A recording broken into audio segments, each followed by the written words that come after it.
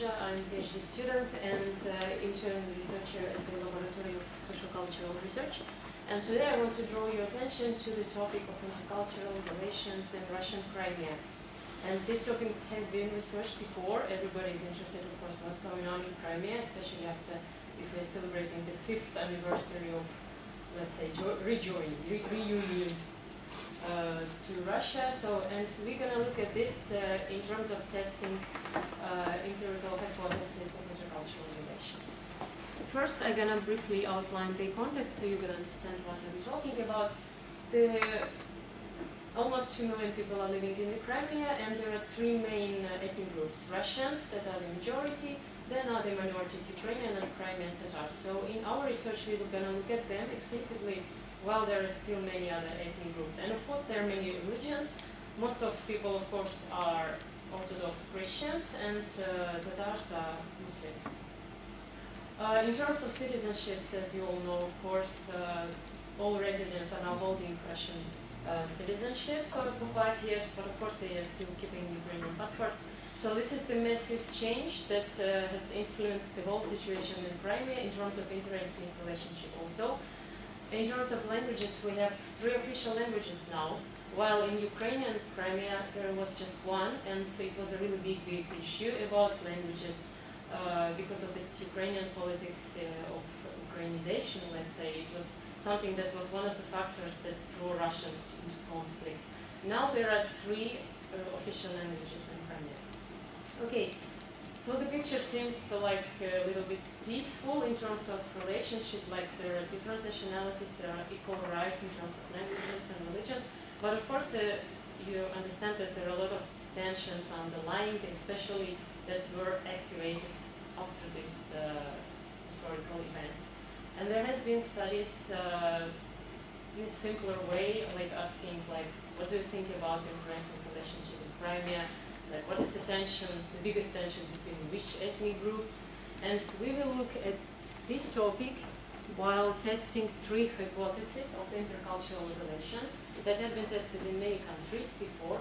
The first one is multiculturalism hypothesis. It states that the higher your perceived security is, the higher you support multicultural ideology and ethnic tolerance. It means as an ethnic group, as a representative ethnic group, if you feel security for your ethnic group, it promotes you to give more tolerance to other groups. The second hypothesis is contact hypothesis. It states that the more contact you have, the more it promotes the acceptance of other ethnic groups. Of course, there are several conditions here, like these groups should be equal, or they should contact voluntarily, and the policy should support this contact, but this is one of them. And the integration hypothesis seems short, but it's okay. It states that the integration strategy that you choose as a majority or minority group leads to better psychological adjustment and promotes higher psychological well-being. So that's how the model looks like. Here we have in the top the first hypothesis, perceived security affecting the ideology and tolerance.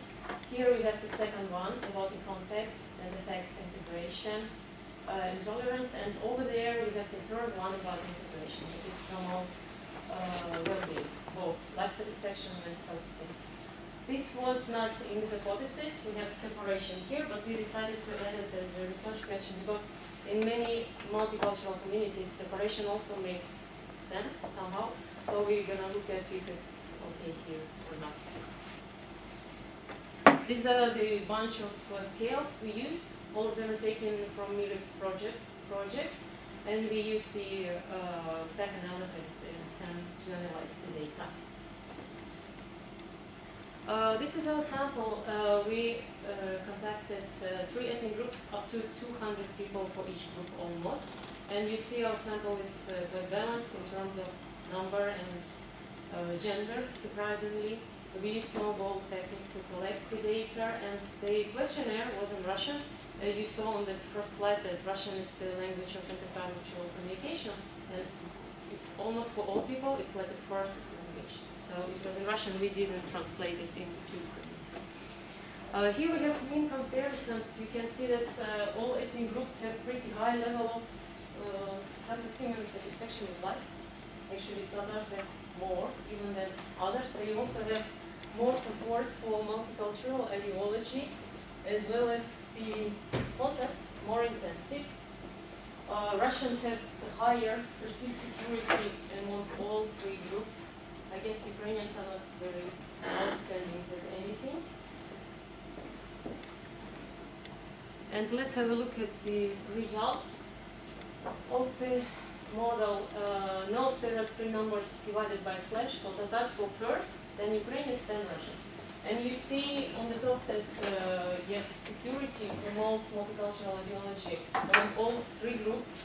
However, there is nothing about tolerance. Then, for second hypothesis, we see that for Tatars, first group, both it brings the tolerance and integration, so fully confirmed for this ethnic group only. However, for Russians, only it promotes tolerance, and for Ukrainians, only integration. Okay? And integration hypothesis, the first one was fully confirmed for all ethnic groups, and you have here and here you see the significant impact on both components of self-esteem. So we can say that one hypothesis at least confirmed fully and two of them partially. That's what I just said. And yeah, let's go back. Some small also details that I want to draw your attention here. Yeah, we didn't see any tolerance related to security.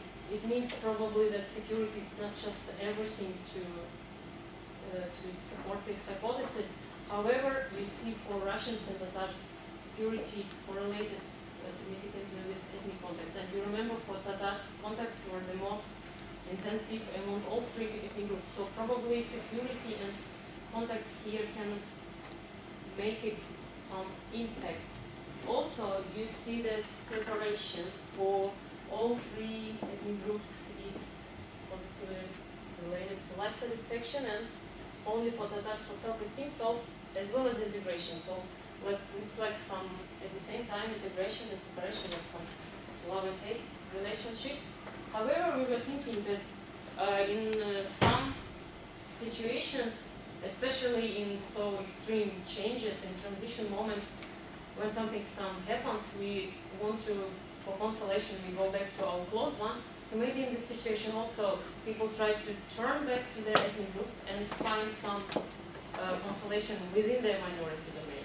So maybe in this situation with Crimea, I don't know if it's valid for 5 years and 10 years, but turning back to your ethnic group is something that can have certain source for you for self-esteem and life satisfaction. Okay, so overall, we can conclude that the overall relationship in Crimea interethnic seems like this whole situation seems pretty positive, even if we take into account these recent massive changes, and the level of psychological well-being is pretty high for all ethnic groups.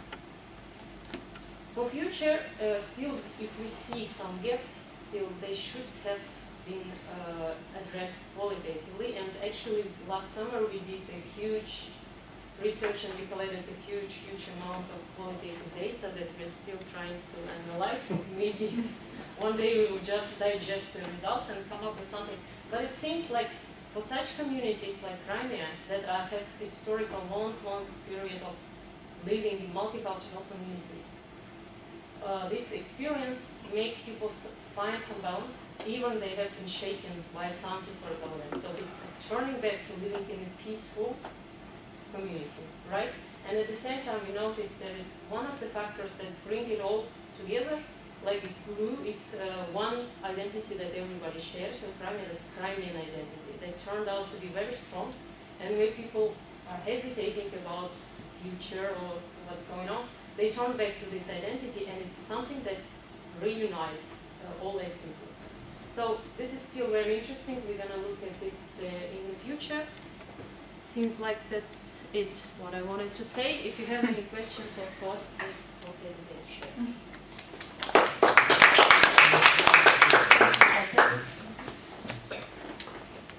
Please? Yes, Katarina, can you say anything about the education level of your sample?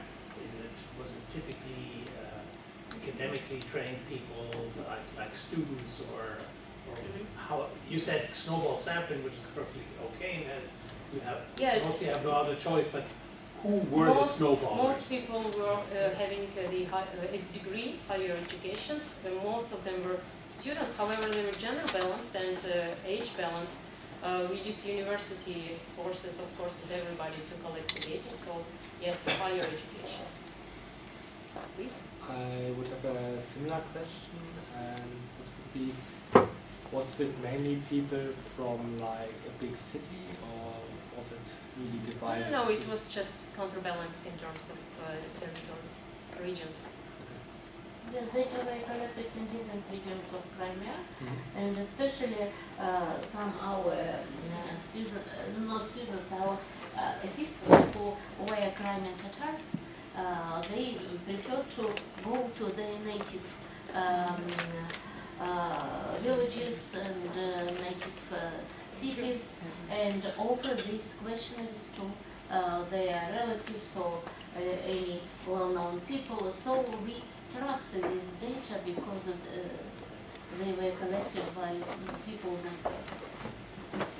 Because the assumption would be that people in cities are more tolerant than in other places, but I'm not sure this was true.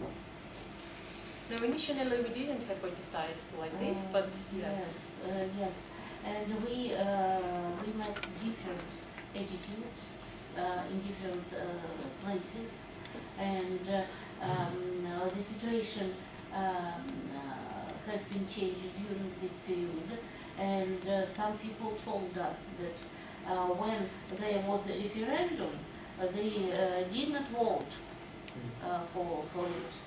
Rejected coming there.